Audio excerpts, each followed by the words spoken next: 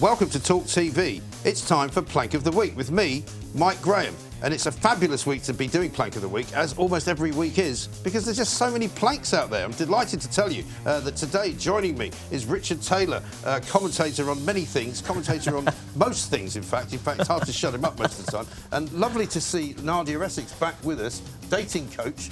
We haven't had you here for quite some time. Yeah. And in fact, you've had a child, I think, since you last were here. Yeah. Which is fantastic news. So thank you very much for joining us, both of you. Let's get straight to it, because we haven't got as much time now as we used to have. So, Richard, who's your first plank? Well, it's got to be Keir Starmer, or comma Keir, whatever you want to call him. Look, has to be. It's just hypocrisy, isn't it, Mike? We've seen it so many times from politicians over the years, but this whole thing with Keir Starmer now being investigated by the police, and let's remind ourselves, he called for Boris's resignation constantly, consistently, for week after week after week, PMQs at every media opportunity, always calling for Boris Johnson to resign, and here he is now being investigated by Durham police. Yes. I'm disappointed, though, because I think Beergate's such a boring sort of title. Yeah. I mean, couldn't they call it Poppadom Gate? Yeah, but Barani or something like that. Biryani Gate. Bashed by a Barani. Yeah, something like it. I mean, there's a lot more. But I suppose we didn't really know about the Indian food, did we? But the thing about Karma and Korma and Starmer is that, you know, he's told a complete tissue of lies about this whole event all the way through. Even now, he's still claiming he didn't break the rules. Yeah, I think, you know, he comes across as someone who wants to be, you know, full of integrity and authentic and all that kind of stuff. But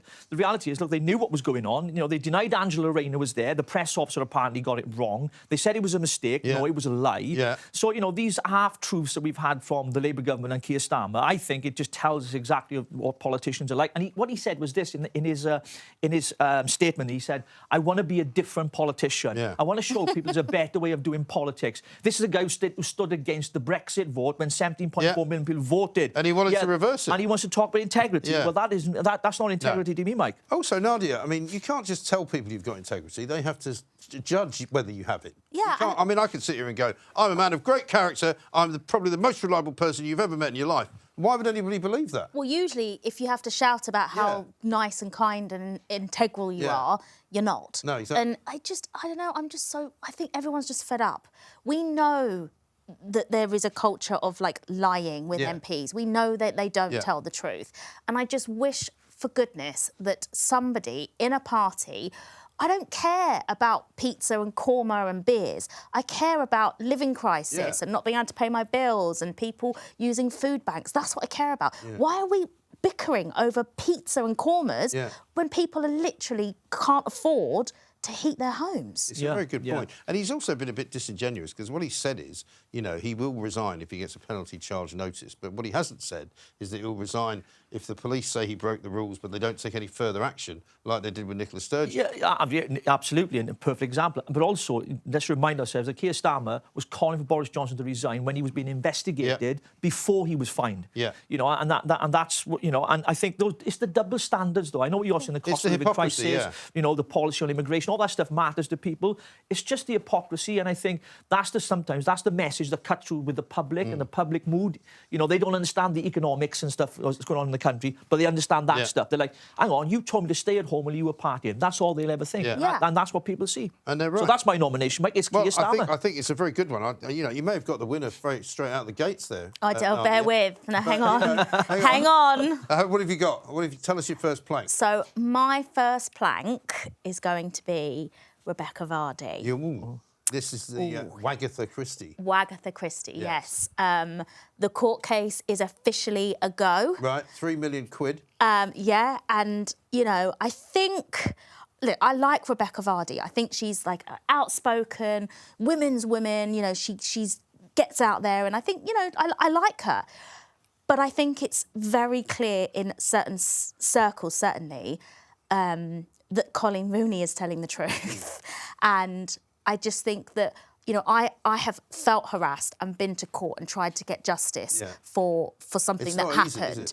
And she's using the court. I think I don't think she's using the court in the right way. I think she is guilty, and I think she's using the court to try and make herself look innocent, and I think that's wrong of anybody to do that. I think, you know, you can't, just because you don't like someone to say, I think she started this court case because she wanted to get the heat off her and everyone to think that, and now she's so far in. In case anybody doesn't know, is that she was basically leaking stories to the newspapers about Colleen Rooney. Yeah, and which Colleen is supposedly sort of trapped her and worked out that it was her that was doing it. Yeah, but wasn't she just posting stuff on social media anyway, like on her Instagram account? No, so she it wasn't because, you know, celebrities do that often, don't they? They post stuff on social media, then the press get hold of it. Which is true, but she was specifically putting stories up that only Rebecca's account could see, and then a week later, those particular stories would be in the press. And so that's how she was like, but Colleen was wrong for, Rebekah Vardy was heavily pregnant when she did this. She should never have done that. That was awful timing.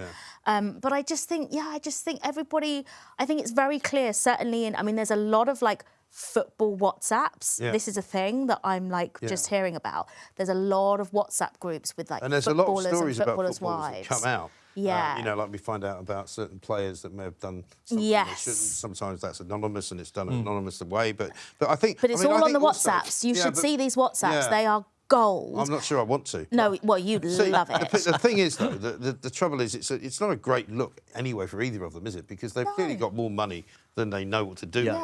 Because, I mean, who the hell spends £3 million on a lawsuit just to prove a point? Yeah, and when you did do it, when you did leak the stories, you know? Well, I mean, until she was here, she would still deny it. So we've got to say that, you know, she denies doing it. Yes, and allegedly, and it's all alleged. You know, but you're not buying it, in other words. No, I believe Colleen Rooney. I think the evidence will speak for itself, and we'll see. But I just hope this doesn't turn into, you know, car crash entertainment, because you know, I'm fed up of it. Because we've got enough of that going on. We've got enough. Yeah. And in fact, you might be referring to another one of those. My first one, funnily enough, I'm looking at my 3 choices this week, and they're all organisations, funnily enough. So I'm actually being all right. We are going to carry over Harry and Meghan, I'll tell you about that in a minute. But the first one is the BBC. And the BBC, to me, have committed the greatest act of plankery for quite a long time. Because you know what they're going to do? They're going to spend £50 million of our money researching what people want to watch. Now, if you are running a television station and a broadcasting organisation and you don't know what the people like, despite the fact that you have ratings that you can look at to see whether people like it, what the hell are they spending 50 million quid for? Well, is it any wonder... Well, it's an absolute waste. Is it any wonder that people want to scrap the licence fee when you think that taxpayers' money is being used for stupid ideas like that? It's absolutely absurd. The wastage of money from channels like the BBC, that's a good nomination, by the way, Mike, because there's a lot of other things we can say about the BBC as well. But 50 million quid. I mean, that's a lot of money just to find out what people want to watch. If they phone me, I'll do it for 50 quid. I'll do it for £1. I'll do it. I mean, it's very straightforward. But it's, but also it's like, it depends on your mood. Like, who are they going to ask? Like, where's like, if you called me up and I'm a bit sort of hormonal... What do you like watching on the BBC? Well, nothing. There you go. Well, it's got to be inclusive and diverse. It's 50 million quid. Yeah, thanks. It's got to be inclusive and diverse as well at the same time. Well, that's the other... Well, they're spending specifically earmarking something like £4 million for that, to see if they're reaching enough diverse audiences. Yeah. You could tell them that's a no straight away. I mean, you don't need 50 million quid to know that they're not hitting markers in equality and diversity. Because it's a marketing exercise, right? Yeah. So they'll give it to some marketing consultancy company, and it would not surprise me in the slightest. I'm not suggesting there's any corruption going on, but it wouldn't surprise me if it's somebody that they know. You know, like friend of a friend. Captain Tom's daughter. Yeah, it'll be somebody who has already got some connection. That used to work at the BBC, and they'll get this nice, marketing organisations always give you whatever you want them to give you. You know, because when we were in newspapers, you'd hire them, and they would go run through all sorts of ridiculous sort of scenarios, and they would hire and they'd do focus groups with people. Brainstorming sessions. One of the questions they used to ask was, if the Daily Mirror was a car, what sort of car would it be? And everyone said, people get paid to do this. Everyone said a Ford Escort. I'm in the wrong job. And I thought that's a great answer. We paid these people something like £50,000 a week or something to come up with this rubbish. It's nonsense, just nonsense. But I particularly object to the BBC because it's our money. Yeah, absolutely. And they should use it better, frankly. Yeah. Well, I do think you said scrapping the TV licences, for me, is a good thing. I think they should do that. Absolutely. Without a shadow of doubt. What's your second one, then? My second one has to be SADIQ Khan. SADIQ Khan, popular figure.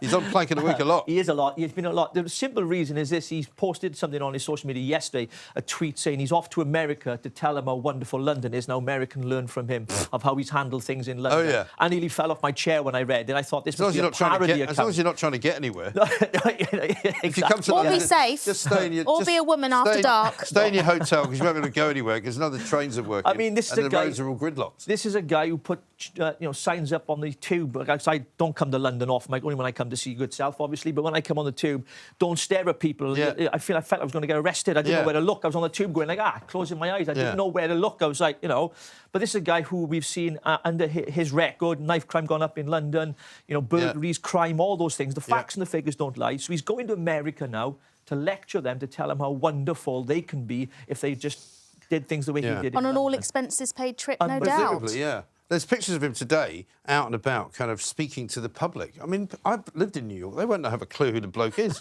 you know. And New Yorkers are tough. Yeah, there's a sort of crowd around him, which can't be anything other than people he's paid to be there, because otherwise, who would know who Sadiq But apart Khan from, is? the only thing is that because they love the Brits, don't they? So the fact that he's the mayor, they probably think he's like related to the Queen. British, though, really, is he? Because he don't like the British. Well, he doesn't like being British, does he? He calls himself British. He says he's British, but he's also from all sorts of other places. He does, though, doesn't he? No, but yeah, so I think they probably just think, like, I've been to America lots, and they're like, do you know the Queen? Because that's just what they think. You just tell them you do, right? Of course. That's what I do, absolutely. Of course. So, Nadia, your second one? So I'm sticking with the court theme. Yes. And it has to be, and I'm going to have to turn my Twitter on private because I'm going to get crucified. Don't mention Twitter to Mike. It's going to have to be... Doesn't make any dogs to me. Johnny Depp. Johnny Depp. Yeah. So you're very much on the side of Amber Heard, aren't you? No, I'm very much on the side of... I think there's plenty of reasonable evidence or reasonable doubt that he, in his drug-fueled, drink-fueled, flipping over tables, smashing up hotel rooms, that he abused Amber. Nobody is denying that she isn't abusive. I think that's just a given. It's a horror show. Yeah, it's awful. I mean, what he's done for women is put women of abuse back 50 years because nobody believes her, and everyone thinks that she isn't behaving how they think a victim would behave. She had to sit in court with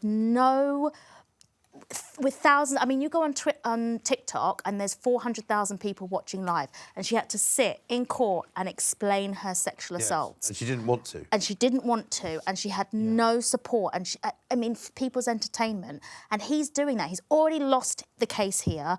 He's gone over there. Just drop it. You know, just move on. Yeah. You can't. He allegedly threw Kate Moss down the stairs. He is known to be abusive in hotel rooms and to staff. It's reasonable to think that the person who he said abused her, he abused them. That's reasonable. It certainly is. But it is, as a spectacle, I find it awful. I mean, I watched it for the first time last week when she was giving evidence. I had to turn it off. And I must admit, I thought she was a very sympathetic character. Yeah. I got pelters for that. People you bought her story. You'll never... Yeah, but seeing it played out in front on our screens is not very nice because obviously there's real serious addiction issues and mental health issues. Oh, it's awful. You know, on both sides. You know, and you can't. And everybody literally now is, if you look at, even I stand with Amber Heard.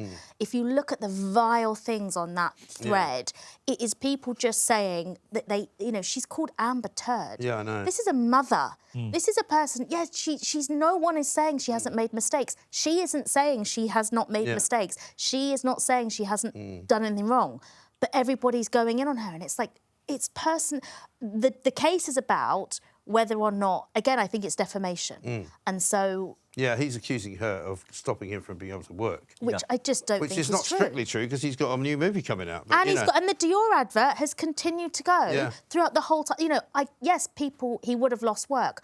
But of course, because, off the back of like Harvey Weinstein and things like that, companies need to be seen to jumping on this to do what they can in the beginning, but he's also opened up a massive can of worms because that other little scummy man who's about to sue the BAFTAs, who was the guy, the English guy. Oh, I can't remember his name. Well, he says he's going to sue them. I'm not sure if he's going to do it. But this is the Johnny Depp effect. That, 20 women have come forward and accused this guy of sexual assault. The BAFTAs have dropped him, and now he's suing the BAFTAs because. Even if Johnny Depp loses, the support he has from blind-sided people, it's just, this is like, we used to have public hangings and we abolished that. This should be abolished. This is awful. It really is horrible. It's a horrible thing. I'm going to go with my second nomination for an organisation. It's the NHS. who get nominated quite a lot, right? The NHS, which doesn't work at all. I call it the most useless organisation that has ever been created. Hardly any bits of it work. I heard a story the other day from a friend of mine who knows a doctor, a GP, operates from France. Just does telephone consultations, does video consultations, and claims, GP salary from France. But today, it's because of what's been announced by the NHS kind of education unit, where they've hired somebody to give lessons in microaggression. Despite the fact they've got 6.5 million people waiting for an operation, they think it's more important to teach people not to upset the patients when they come in by saying something that might upset them. Like, for example, where are you from? Which apparently is now a racist question. If I said to you, where are you from? And you said, you might take offence. No, I just say from my mother. That's my reply to everybody. Exactly right. They can't say nothing. But so, I mean, I'm not even going to go into it in any great detail, but it's a mad idea that they should teach everyone who's in the NHS, which is going to cost them a fortune, right? Because, again, they hire these sort of diversity coaches to find out how you should speak to people. Well, there was at one point, wasn't it in like the beginning or in 2020, there was like £1.2 million worth of wages being advertised on like Reed for equalities managers. And it's like, we're in a global pandemic. We do not need, it was like 50 to £70,000 a year. And there was like 17 jobs. I know. And it was like, we don't need a qualities manager. We're in COVID. Like, we need You mentioned the money, Mike. Help. You've been consistently calling this out on your morning show as well for weeks, months. Well, probably a couple of years. It's not fit for purpose. It's not. And throwing money at it is not the answer. You don't throw some money at something that's not working. No. You need to change it. It needs absolutely deconstructing and putting back together. It does. Clearly not working. Exactly right. What's your third one? My third one is, and I love this, these were the dancers at the European Parliament. Yes. I've got to get this right because I get tongue-tied as a Welshman. Interpretative. There we are. It's not easy to say that. It's not interpretative dancers. I don't know what it is. Well, it was a 4-day conference for the European Union, and the whole theme was the future of the European Union and Strasbourg. Right. And they had these dancers, and I've got to be quite honest, I've seen better dancing at Glastonbury in the 90s, and these were the people that went there, not for the music, if you know what I'm saying. Yes. I mean, it was absurd. This went on for 10 minutes, and they're doing all this stuff about. It's weird, isn't it? And they played some weird music, weren't they? Hang on, were they hired by the conference to be there? I thought they were gate crashers. No, and there was a narrator on there as well, and I can't quite get the phrase now. I'm sure we can get it, or you can find it on Google, but it came up on there, and he was talking about French flowers and the moon and the stars while they were dancing. I mean, it's absolutely absurd. I'm glad we left the European Union. Even, that's one of the best benefits I can think of. Yeah, not having to watch idiotic dancers. Now, I'm going to just drop in before I come to you for your third one, because we've got Harry and Meghan fever going on at the moment, right? Because they're coming back. Despite the fact that they said the royal family was racist, they're coming back to meet the royal family and to introduce their children to, hopefully, the Queen. But the most recent piece of news was Harry supposedly making out that he's a comedian, doing this little video telling everyone how to be good tourists, right? So if you go somewhere, don't drop litter, make sure you clean your teeth with water that's, not being constantly running out of a tap. Turns out that one of the guys that was on the video movie with him is a comedian, Maori comedian by the name of Dave Fane, right? Who was suspended from his job in 2010. Now, I don't care that he did this, but I think Harry will. Suspended from his job in 2010 as a radio host because he made jokes at a comedy festival about burning Jews. Oh, wow. And about, how HIV people were, disposable, people who suffer from HIV. So, listen, I'm in favour of free speech. If comedians want to say things, I don't mind what they say. But Prince Harry, really? He didn't check this guy out? He made a video with a bloke who made jokes about the Holocaust? Meghan's not going to be happy. Meghan won't be happy, but I must just say, and again, I'm going to turn off my Twitter to private, so don't come for me, people. I love them. No, you do. love both of them. No. Yeah, I think. We finally found someone. Yeah. No, listen, I'm really pleased. Absolutely. Nadia Essex You finally found someone. Has broken the mould. I finally found somebody who actually likes them. Yeah, I do. I think. Extraordinary. I think that I would behave exactly the way Meghan has behaved in terms of her father. I think he's an absolute nightmare, and I think she's played it perfectly. I'd be exactly the same. I think. Don't you think it's a bit odd that that her mother is the only member of her family that she talks to? No, look at the way they've behaved. Well, maybe they behave that way because she's horrible. No. Look at the way Meghan's behaved. Meghan's behaved after the fact. The royal family racist. Right. It's on very. She's not the only person to call the royal family racist. It's without known. the evidence, without the proof. You know. Well, we're not Oh, going yeah, to Johnny this. We Depp. haven't got time. Yeah. We haven't got time. Listen, I you think can like it's- them. It's perfectly allowed because Yeah. free speech is allowed on this TV station. So let's hear your third one. My third one, and I don't know their name, but it's got to be the judge who gave the woman the driving ban. The Range Rover. The Range Rover woman. Ms. Speed. Yeah, Yeah. Ms. Speed for the Insulate Britain. Because, I mean, don't get me wrong, when I watched that video and her son was hanging out the window telling everyone to move, I was a bit like, oh, don't let this escalate. But ultimately, every mother just wants to get their kids to school, and these people were blocking it. And there's a different. I kind of get like the law's the law, but I think in this, you know, there are sort of mitigating circumstances, and ultimately, they should not have been there, and so therefore. Did she break the law? Because they shouldn't have been there in the first place. I mean, they're committing the crime. Yeah. Right? She's trying to go about her daily business. I think she should be protected by the law, not them. Because she would have got a fine if her kid hadn't gone to school. Right. Yeah. You get to go to court now if your kid doesn't go to We've school. seen this from the police as well. I mean, over recent months, you know, these people who do this are complete idiots in my opinion. They are. I've got no time for whatsoever. They're a waste of space because all they're doing is causing, you know, problems for people. We've seen people trying to get, you know, in an ambulance to get to hospital and they've been paralysed as a result because they couldn't get there in time. Yeah. These people should be arrested, put in jail and fined heavily to stop them doing Well, hopefully it the Queen's speech will make that possible. They'll be going to prison for a see. year, and I bet that stops them. My final one, my final organisation, which is also useless, British Airways, which has been useless for quite some time. You know, they had IT problems in the past, then they lost everybody's bags for a while. Now they can't seem to even fly planes. They've cancelled another 100 planes today, another 100 flights just today, because they haven't got the people to fly them. You know, guess what? You're an airline, you fly people from here to there, that's your job. Yeah. They're basically telling people, well, no, we can't do that. But Please you know- stop booking flights with us. But what was the reason for that? Why have they said... Well, they reckon they haven't got enough staff, partly because a lot of people left during the pandemic and they didn't rehire them.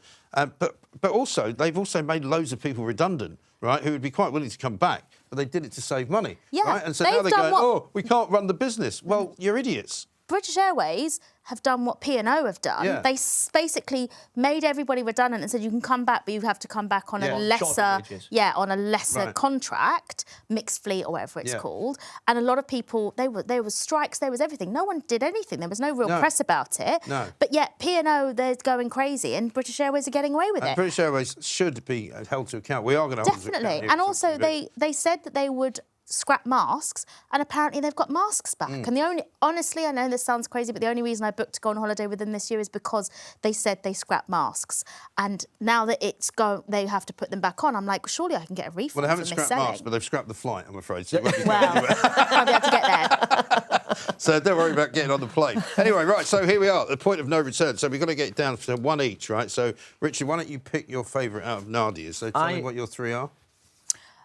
Johnny Depp, Rebecca Vardy, and Range Rover Judge. Range Rover Judge I'm going to go for. Range Rover Just because I Judge. can't stand those lot who glue themselves to pavements. That's a good one. Right, so shall I tell you my three and you can choose mine? Yep. I've got the BBC, the Yep. NHS or British Airways. It's got to be the BBC. gotta 50 be. million of our money for literally nothing. Yeah. You know, that's not acceptable. Right. I'm definitely going to say the NHS. Well, you don't get to pick it, though. She does. Right, So you don't have any choice. But I get to missed pick that yours. bit. But I get to pick Right, yours. So your three? My three were SADIQ Khan, Yeah. the interpretative dancers at the European Parliament, and Keir Starmer. It's got to be Keir Starmer, isn't course it? it I mean, it's his week to his be Plank of the Week. I mean, he should really win it, shouldn't he? Hands down. I think he's a hands-down winner. Maybe Would the you first agree? one I've won. Well, it's unlikely he'll win an election if he carries on the way he's This going. will be the first thing he's won. Yeah. Why not? He might not get elected, but he's won this one. So the BBC, I think we'll make the judge in the Range Rover case number 2, shall we? Because we quite like that. BBC coming in at number 3. So Keir Starmer, you haven't won much, but you've won Plank of the Week. Well done. Thanks to you guys, Richard and Nadia. And we'll see you next time on Plank of the Week.